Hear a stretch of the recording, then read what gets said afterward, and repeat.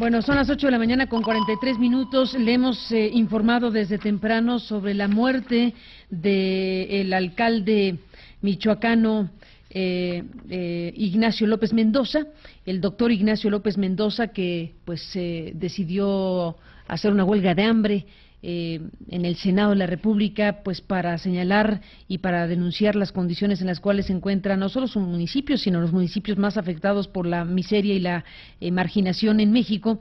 Y bueno, pues siendo entre otras cosas vicepresidente de la Asociación de Autoridades Locales de México, AC, planteó un conjunto de temas que aluden a la situación en Michoacán. Hablamos con él al día siguiente, las horas después de que terminó su ayuno, y bueno, nos ha impactado muchísimo la noticia, desde luego, de su muerte, que primero se dijo había sido un accidente automovilístico y después las autoridades de Guanajuato dijeron que no, que se trataba de un homicidio. La Asociación de Autoridades Locales de México emitió un comunicado. Y yo le agradezco al director ejecutivo de esta asociación que nos tome la llamada para que nos cuente qué es lo que está planteando esta asociación acerca de la muerte del doctor López Mendoza. Se rechaza desde aquí, por parte de las autoridades locales de México, se rechaza la versión del accidente, entre otras cuestiones. Ricardo Baptista, director ejecutivo, gracias por tomar la llamada. Buenos días, bienvenido. Buenos días, Carmen. Al contrario, pues dándote las gracias por tratar este tema que la verdad tiene muchas aristas. Estamos muy lastimados, muy consternados por la muerte del doctor Ignacio López Mendoza, pues un médico de 62 años que por segunda vez era alcalde, siempre a favor de su gente, siempre a favor de un municipio democrático y que le sirviera a la gente, y lamentablemente ha muerto intencionalmente.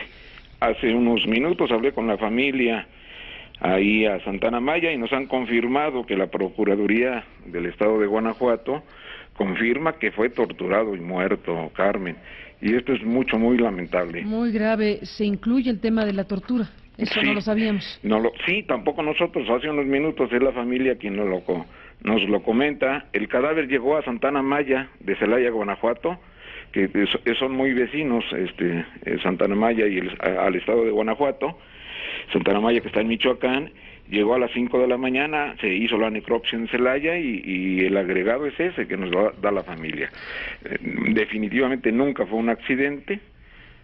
Hoy lo estará confirmando oficialmente la Procuraduría, pero es la familia que nos está dando este dato, que pues nos duele aún más, Carmen, porque él había planteado. Nosotros tuvimos en la Asociación de Autoridades Locales de México una reunión de mesa directiva el pasado miércoles aquí en la Ciudad de México, en la tarde, noche. Estuvo él desde las 3 de la tarde con su compañera, su pareja sentimental, y se retiró a las 8 de la noche. Él debió haber llegado a las 11:30 de la noche a Santana Maya, dejó a su compañera en casa de sus papás, él se retiró a su casa, esto todo comentado por su hermana, por su familia, abrió el portón de su casa como siempre lo hacía, puso una piedrita para atorar la puerta como siempre, pero no alcanzó a meter la camioneta y a él se lo llevan. Y hasta las 11 de la mañana de ayer pues supimos esta situación. Entonces, bueno, en primer lugar, no es justo que un alcalde más muera en este país, luchando, reivindicando pues los recursos, el que se voltee los ojos a los municipios. En este país la diversidad municipal no se entiende, Carmen. Hay más de 2.445 municipios en México, pero 2.000 de ellos son menores a 50.000 habitantes, son rurales, agrícolas, suburbanos, indígenas, que son los que no están en la mira ni de los partidos, ni del Congreso, ni de nadie. Y los recursos que reciben son pírricos. Yo quisiera decirte que uno de los argumentos de su huelga, que efectivamente ustedes cubrieron muy bien, que tuvo del 4 al 22 de octubre aquí, fue a las afueras del Senado de la República, tenía que ver con la quiebra de los municipios.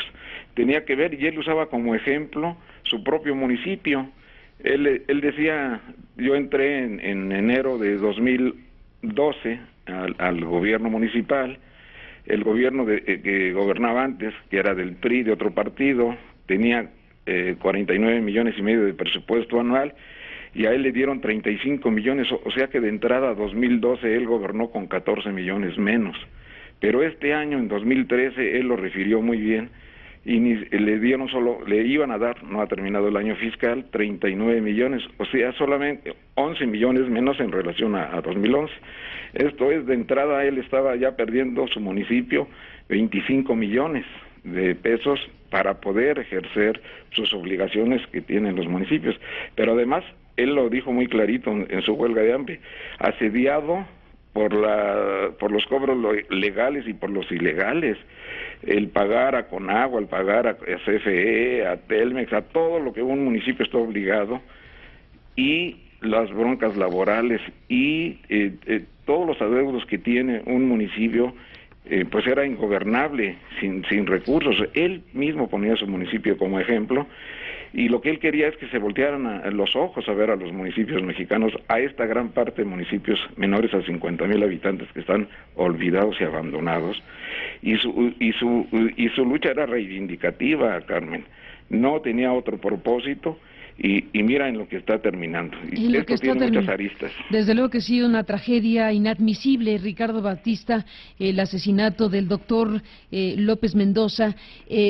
Como has dicho, un doctor, un alcalde que por segunda ocasión estaba desarrollando este trabajo público y que no solo ha denunciado o denunció la falta de recursos, la disminución de recursos y presupuesto, sino el permanente acoso de las autoridades locales, de crimen organizado frente a las autoridades locales, que son, para decirlo claro, Ricardo, y ustedes están organizados en esta asociación nacional, son, qué decirlo, el eslabón más frágil de la estructura pública. El presidente municipal, que si yo no me equivoco, pues tiene que pagarle a los propios templarios. El propio doctor en su momento hizo denuncias al respecto de que por obra pública pues hay que pagarle también a los templarios o al crimen organizado el 10%, ¿no? El diezmo.